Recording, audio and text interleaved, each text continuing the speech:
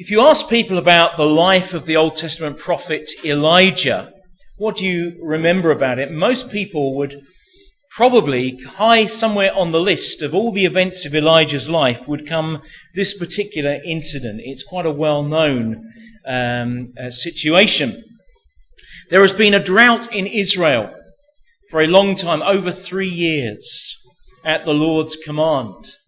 And Elijah was the messenger to the king who said that the Lord is withholding the rain because of the sin of the people and the sin of the king. And the king, King Ahab, decided that in that case he would blame Elijah and he would hunt him down and put him to death. So Elijah's been in hiding for a long time, and the Lord looked after Elijah. He, even though there was this great drought in the land, there was a little brook near where Elijah was hiding, so he got water, and the ravens came and fed him. But now the time has come for Elijah to surface again and make a public appearance. And we pick up the story when Elijah has been discovered and the king now knows of his whereabouts. So verse 16 of 1 Kings chapter 18. Okay. So have we all got that? We've got a page number, I think. 359. I see one or two people still flicking pages. 359 in a church Bible, that is. So Obadiah went to meet Ahab and told him, and Ahab went to meet Elijah. When he saw Elijah, he said to him, "Is that you, you troubler of Israel?" "I have not made trouble for Israel," Elijah replied, "but you and your father's family have. You have abandoned the Lord's commands and have followed the Baals. Now summon the people from all over Israel to meet me on Mount Carmel, and bring the 450 prophets of Baal and the 400 prophets of Asherah who eat at Jezebel's table." So Ahab sent word throughout all Israel and assembled the prophets on Mount Carmel. And Elijah went before the people and said, "How long will you waver between two opinions? If the Lord is God, follow him. But if Baal is God, follow him." But the people said nothing. Then Elijah said to them, "I am the only one of the Lord's prophets left, but Baal has 450 prophets. Get 2 bulls for us. Let them choose one for themselves, and let them cut it into pieces and put it on the wood, but not set fire to it. I will prepare the other bull and put it on the wood, but not set fire to it. Then you call on the name of your God, and I will call on the name of the Lord. The God who answers by fire, he is God." Then all the people said, "What you say is good." Elijah said to the prophets of Baal, "Choose one of the bulls and prepare it first, since there are so many of you. Call on the name of your God, but do not light the fire." So they took the bull given them and prepared it. Then they called on the name of Baal from morning till noon. "O Baal, answer us," they shouted. But there was no response. No one answered. And they danced around the altar they had made. At noon Elijah began to taunt them. "Shout louder," he said. "Surely he is a god. Perhaps he is deep in thought, or busy, or travelling. Maybe he is sleeping and must be awakened." So they shouted louder and slashed themselves with swords and spears, as was their custom, until their blood flowed. Midday passed, and they continued their frantic prophesying until the time for the evening sacrifice. But there was no response. No one answered. No one paid attention. Then Elijah said to all the people, "Come here to me." And they came to him, and he repaired the altar of the Lord, which was in ruins. And Elijah took 12 stones, one for each of the tribes descended from Jacob, to whom the word of the Lord had come, saying, "Your name shall be Israel." And with the stones he built the altar in the name of the Lord. And he dug a trench around it large enough to hold 2 seahs of seed. And he arranged the wood, cut the bull in pieces, and laid it on the wood. Then he said to them, "Fill 4 large jars with water, and pour it on the offering and on the wood." "Do it again," he said, and they did it again. "Do it a 3rd time," he ordered, and they did it a 3rd time. And the water ran down around the altar and even filled the trench. And at the time of the sacrifice, the prophet Elijah stepped forward and prayed, "O Lord God of Abraham, Isaac, and Israel, let it be known today that you are God in Israel, and that I am your servant and have done all these things at your command. Answer me, O Lord, answer me, so these people will know that you, O Lord, are God, and that you are turning their hearts back again." Then the fire of the Lord fell and burned up the sacrifice, the wood, the stones, and the soil, and also licked up the water in the trench. And when all the people saw this, they fell prostrate and cried, "The Lord is God! The Lord is God!" Well, we're going to continue this morning with a series that we've just recently started, looking at searching faith. And today I want to look at the second in our series of Indecision. Last week we looked at the misinformed. We said that some people have heard the wrong message and have decided that what they've heard was not right and have rejected it, believing it to be the true Christian message. But there are some who reject on the basis of indecision. And there's so much out there. But let me just tell you a little story, because I went into a restaurant a little while ago. It was a very hot day. And I can just remember kind of having been out doing lots of things and feeling quite exhausted, quite pleased to just sit down, and the waitress appeared and said, "Can I take your drinks order?" Now that was absolute music to my ears. There was one thing I needed more than anything else, it was a drink. And feeling so dehydrated, I said to her, "Look, I'll just have water." "Still or sparkling, sir?" "Still water." "Would you like a glass or a whole jug?" "No, a glass will be fine." "Will that be bottled or tapped?" "I think I'll have bottled water, please." "Would you like ice with that?" "Yes, ice." "A slice of lemon?" "Yes, a slice of lemon too." So having made my choices of my water, she recapped. "So that's a glass of still bottled water from the chiller with ice and a slice of lemon." "Correct," I said.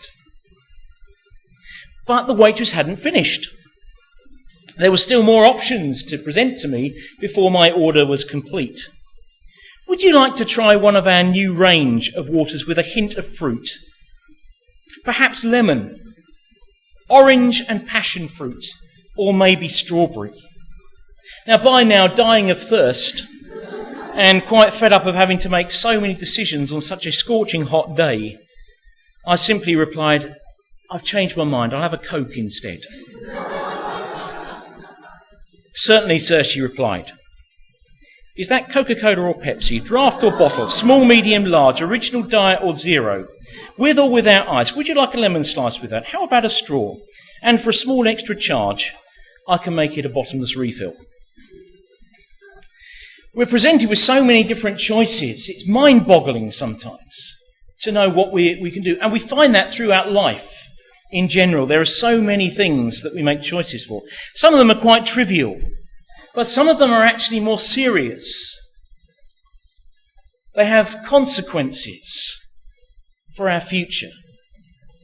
And I think that one of the areas that we find this in is this whole area of belief systems. And I think that as our horizons broaden and the world becomes, as we sometimes describe it, a smaller place, meaning that we travel more, that we get to understand more of other cultures. And it seems to me that as our horizons broaden, so our options broaden too.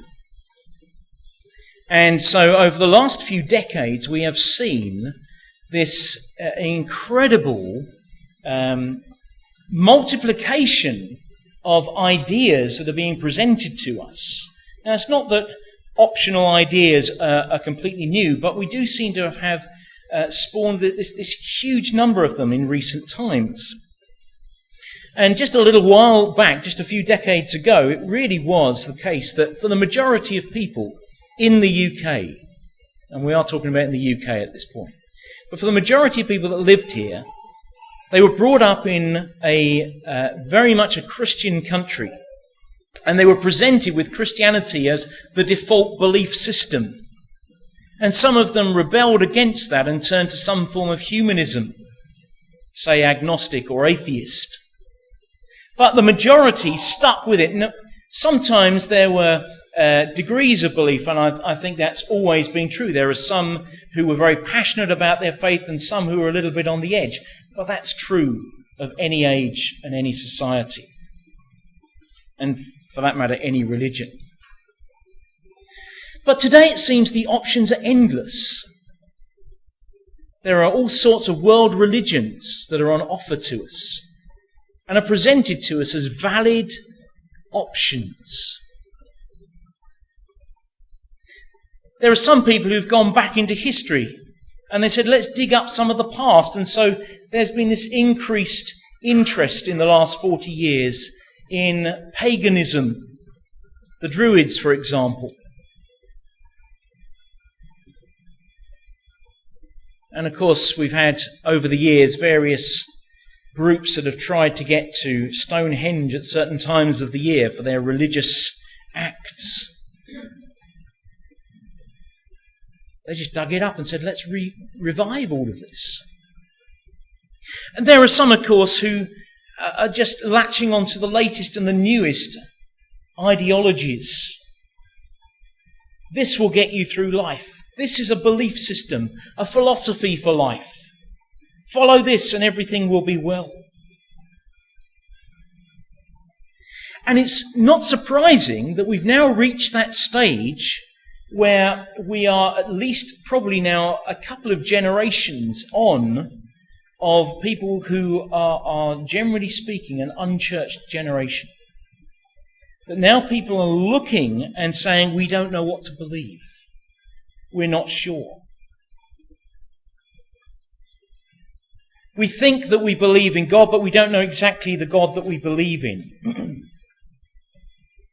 We think that perhaps we can mix and match a little bit. So I might pray to some God out there. I also at the same time make sure that the room is ordered according to feng shui, just to make sure my prayers get in the right direction too. And I also believe in what this person said and that person said, and I follow, the ideas that have been presented by a particular group. And people are just in a complete mix and muddle. And when you try to say to them that the God that we worship, the Christian God, is a jealous God, an exclusive God, then very often that is rebuffed. I don't think God is like that. I think God is more understanding.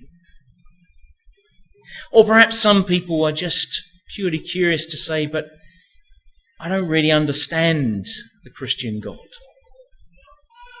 I hear so many contradictory comments about him. I don't know what to believe. And the whole point of our series of Searching Faith is, as I've said before, it's not to make you great theologians and debaters on the public stage, but it's actually to try and, help us, I suppose, to understand our own faith, but secondly, I think also because we all come into contact at various times in our lives with people who say, it's not that I reject Christianity full stop, but it just doesn't quite make sense for me. I have this little obstruction in the way. And it would be good if we, just in our everyday conversations with people, were able to help them to overcome their obstructions and the objections that those who are genuinely seeking truth have. And today I want to look at that from the perspective of the story of Elijah. And here is a situation where God's people have turned to the gods of the other people around them. They were a very mixed society, mixed culture, mixed religion, mixed race and nationality. They were all in together. Now, although this is Israel, we mustn't think that this was an exclusively Israelite territory. The people had disobeyed God in the first place when they entered the land, and they didn't move all the other people out. They allowed them, or some of them, to stay in among them. And so what you have is little communities of the Canaanites living among the Israelites. And the Canaanites worshipped the god Baal and the goddess the Asherah.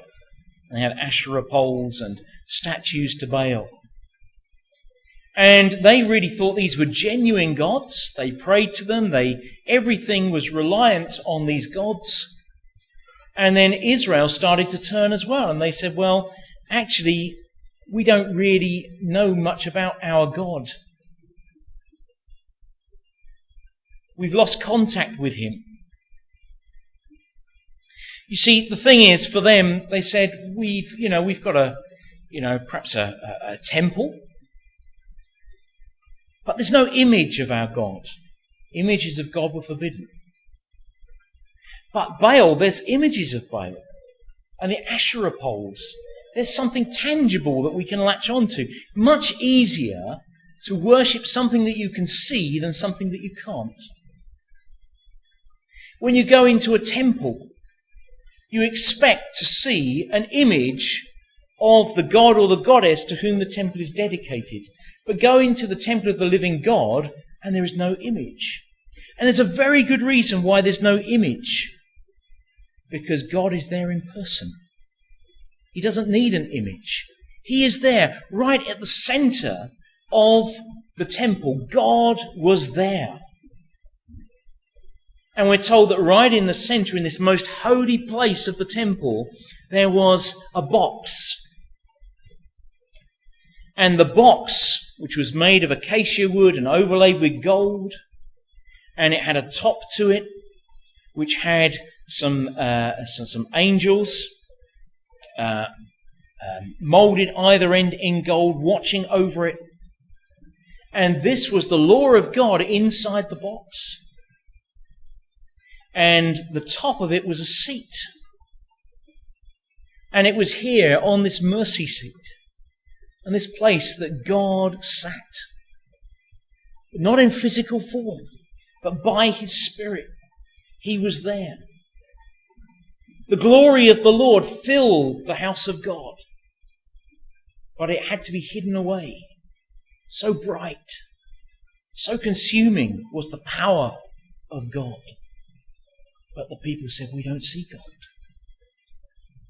We'll go somewhere else. And so they started talking to their Canaanite neighbours, and the Canaanite neighbours started telling them about their God who was so accessible. If you come just down the road, you can meet an image of our God. You can worship our God. And this was appealing to the people, and so they became wayward, and God was displeased with their situation. Elijah, however, remained faithful. He would not turn from the Lord. And I think there are a few lessons that we can pick up from the way in which Elijah deals with the situation that we might be able to apply to our own situation, maybe thousands of years later, but the principles remain the same.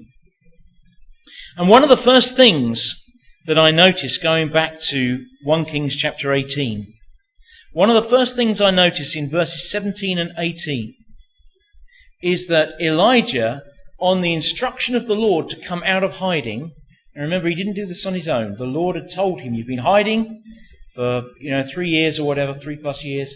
He said, now it's time to come out, make yourself known. The Lord says, I'm now ready. I've brought the people to their knees. I'm now ready to make my point with these people. Come out, make yourself known. And I would say this, the first principle is do not fear false accusations. In verses 17 and 18, the king, King Ahab, approaches Elijah and he says to him, is that you troubler of Israel? It's your fault that we've got a drought. It's your fault that the people are dying of thirst. It's your fault that the crops have failed. It's your fault that therefore the people are now starving. It's your fault. All this disaster that we see around us, it's all down to you. You're the one who is to blame. That's a big accusation. I know that after 3 years of drought, in a society like they had back in Elijah's day, many people would never have survived.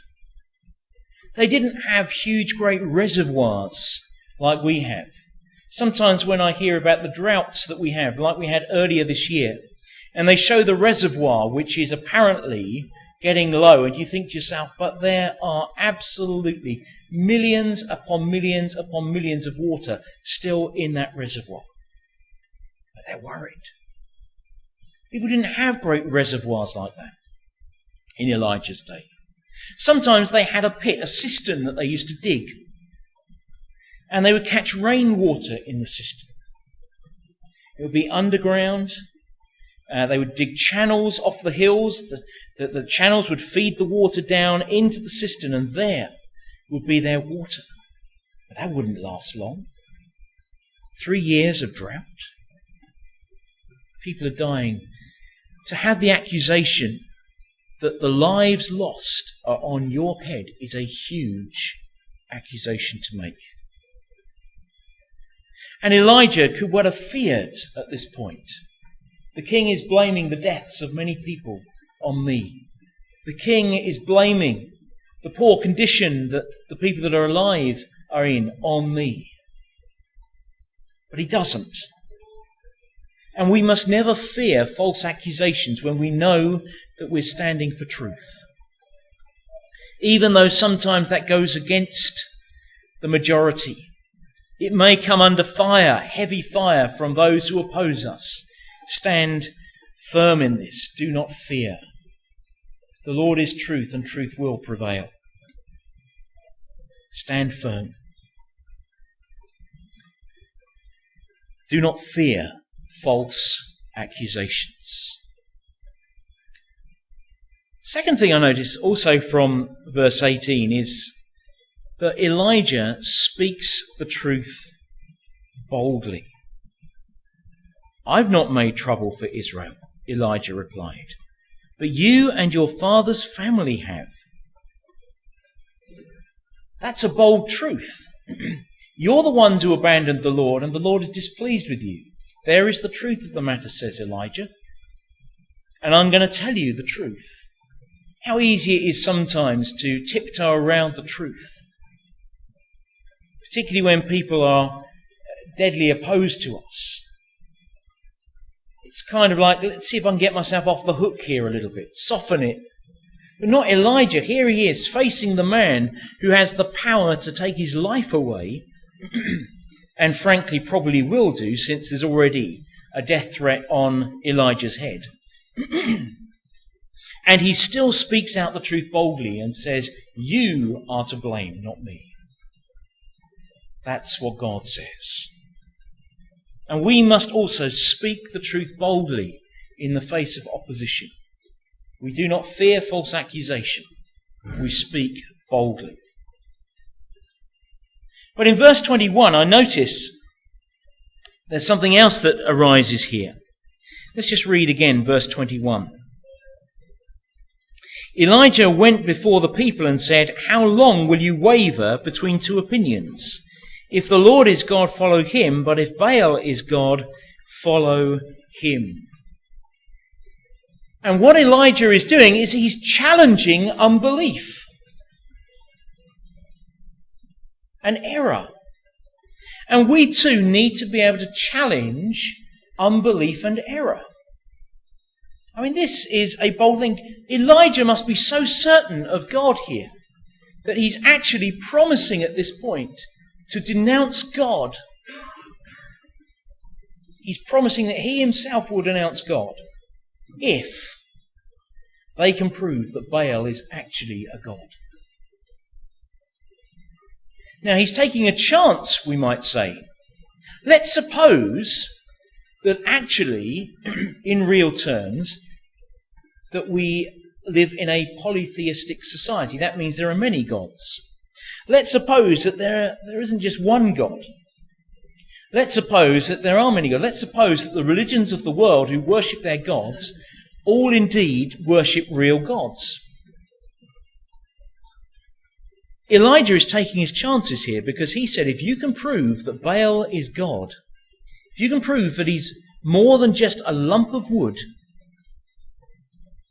covered in gold, if you can prove that, then my God is not God.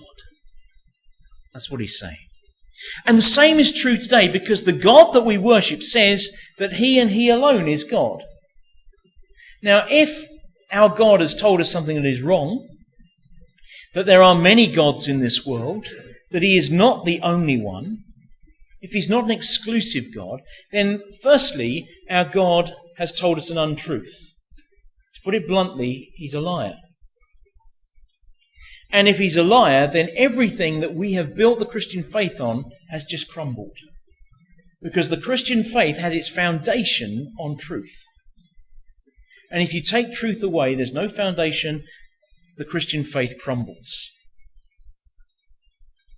Now that's talking about the Christian faith. We're talking about now a Jewish faith, but you've got to remember that the Christianity is it's more than an extension of the Jewish faith. It's a branch that has come out of it. But it's the same God at the root. And the same God who said that I am the creator of all things. The same God that says that I will not share my glory with any other.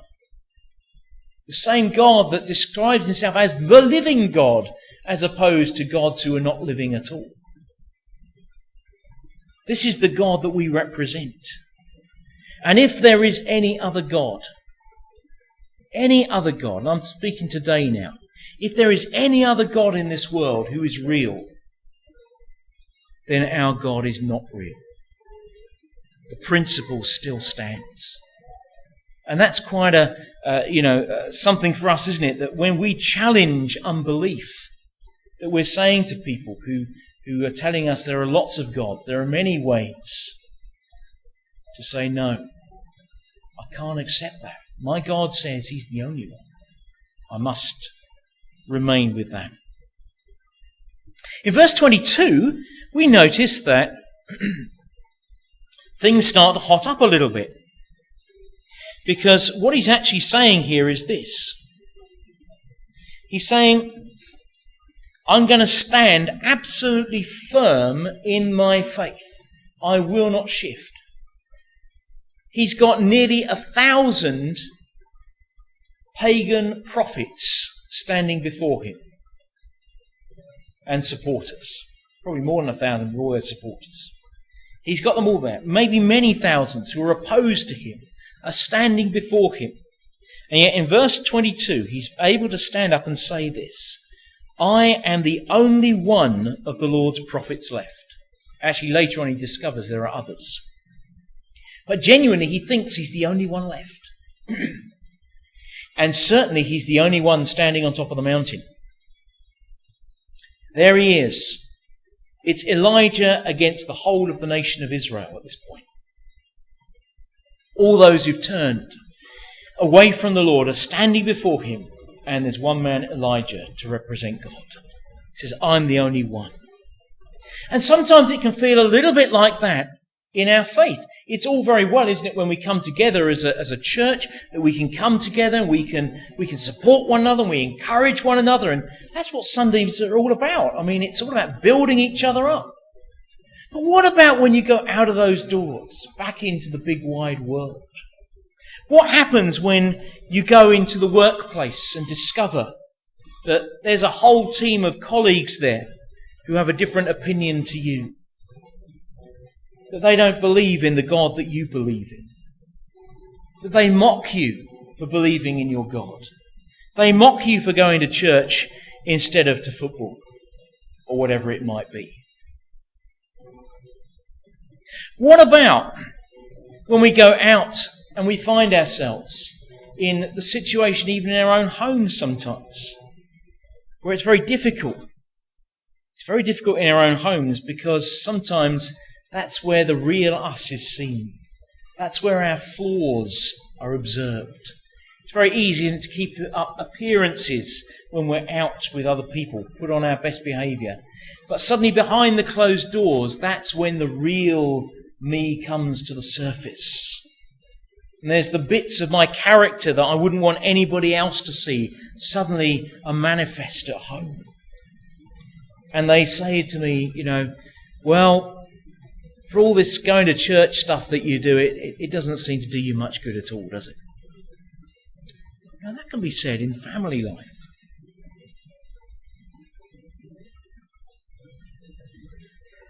We need to stand firm in our faith, whatever. Even when we're outnumbered, when it seems that everyone else is opposed to us, we say, I don't mind that everybody else believes something different. I remain firm. And that's actually what Paul tells us in Ephesians chapter 6, when he speaks about the armour of God. He says it in another way. He says, you put on the armour of God, and when you've done everything, stand. Just stand, he says. Stand firm in your faith. Don't move. Put on the protection that God gives you. He doesn't expect you to do it on your own. He's provided everything you need, but stand firm in your faith. Do not be shifted. And when you do that, he will come and protect you and come to your aid. And that's a really positive thing that we must do. And then I noticed that Elijah trusted God throughout the whole time of this great trial that's being set here. I ought to just add from verse 36 that he was obedient. Some people might think that, hang on a minute, hasn't Elijah just done exactly what the Bible tells us not to do? Do not put the Lord your God to the test. You'll know that verse, don't you? Do not put the Lord your God to the test. You're not supposed to test him. He's not there, just to, at your will, to do miracles for you. That's what the Pharisees wanted Jesus to do. Come on, prove that you are who you are. Let's see a miracle. Jesus says, no way, I don't do that. And here in verse 36, we read these words. He says that, just towards the end of verse 36, he says, I am your servant, have done all these things at your command. He says, I've done nothing unless you've told me to do it. Jesus did the same thing. Jesus said that he said, I can do nothing. He said, except, what the Father has told me to do. He said, I'm obedient to the Father. And we need to be obedient. And when we're obedient, that means we have to trust. And we trust at all times. And from verse 30 right through to verse 37, we have Elijah just showing that he is obedient to the Lord. He hears him, he listens carefully, and he trusts him implicitly in everything that he tells him to do. And that's a really important principle for us. No matter how ridiculous it seems, what the Lord is telling us to do, we must be obedient. We must remain trusting at all times. And right through that, we find that Elijah has said he's allowed the others to go first with their sacrifice. They've got done, they've danced around it, they've shouted, they've screamed, they've done all they know, nothing's happened. Now he takes the altar, he rebuilds the altar of God just as he was instructed. He's put the 12 stones there, a reminder of the 12 tribes of Israel, the roots of Israel. He's put the wood on the top, he's put the sacrifice on the top, and now he's made it soaking, soppy wet. Not just a little spray of water, but huge quantities of water. Let's fill this thing up. Let's pour it over. We'll fill the trench up around the outside. The whole thing has been so doused in water. There is no way that this is going to light now. That's the message. Or at least not in ordinary terms. You couldn't strike a flint and get a fire going on this. There is no way that man could be doing it. God is setting out to prove that he is God. There is no way, there is not a chance of a trick going on here. You can see it yourselves. And then he gets up and he prays to God. And I would say that in the last main point here, having trusted God at all times, from verses 37 and 38, is simply this: allow room for God to act. Allow room for God to act. The number of times I've sat and I've listened to amazing stories of what God has done. Incredible stories of amazing things that only God could possibly have done. And then you discover a little later that actually it wasn't quite like that. It didn't sound quite dramatic enough in its original form, so the storyteller embellished it a little bit, just to make it sound even greater. God doesn't need you to make him sound greater. He is supreme. There is no one like God. And when we trust him implicitly, we have no need to embellish the stories of what God has done. We can tell them as simply as they are, or indeed as dramatically as they may become. God will not allow his glory to be stolen. Not by you, not by another God or anybody else. And so allow room for God to act. And so Elijah, having done all of this and he's prepared his sacrifice, he stands back and he looks up to heaven and he starts praying that the God of Israel will come and declare himself the only living God. The fire comes. What was the fire? Some people say, well, it was lightning. Perhaps it was. I don't know. Doesn't tell us, so I'm not going to speculate. What I just say is this, that if it was lightning, does that prove or disprove anything about God? Does that show us that, well, of course it wasn't God, it was just pure chance? I mean, imagine the chances of that. That there you are standing on top of Mount Carmel, and suddenly, just at this particular point, that lightning comes down. And not only does lightning come down out of heaven, it happens to strike exactly the point where you need it to strike. I mean, if that isn't God, what is it? But is it that? Or is it God just in his power, just sending the fire down? I mean, God is a God of great miracles. Nothing is impossible for him. I don't know how he did it, is the bottom line. All I know is he did. There was no doubt about it. He consumed everything that was on that altar. The stones were charred. The earth was charred. The water was gone. And the people were flat on their faces in awe and wonder. You see, God was bringing these people back to himself, he said. And I think that's a wonderful thing here that we see. He says very clearly that that's exactly what he's doing. And he says that in verse 37, in his prayer, he says, "Answer me, O Lord, answer me, so these people will know that you, O Lord, are God, and that you are turning their hearts back again." The whole purpose of what I'm doing is not, he said, for anything else other than God wants you back again. Look, in conclusion to this, I want to say just a couple of points here. God loves the people of this world. The Bible tells us that very clearly. That, as it's been described, Bible in a nutshell. John 3:16, "For God so loved the world," meaning the people on this planet, not just one particular race, but all the people of this planet, that he sent the Lord Jesus Christ. And he wants the people of this world to turn back to him. And God says, "I am dismayed that I've set up a model nation who are supposed to show the people of the world all about me and how to worship me, and even my model nation has abandoned me." And now he says, "I want my model nation to come back." That's what he's saying here in 1 Kings 18. But as he looks at this world and he sees people who have either turned from him or have never found him in the first place, he says, "I want these people for myself." That's God's love. And we too are supposed to show the love of Christ to the world around us. And we do that supremely in not only our dedication, our love for the Lord himself, but in our love for one another. Jesus said, when he was talking to his disciples, he says that the people around you will know that you belong to me by the love that you show for one another.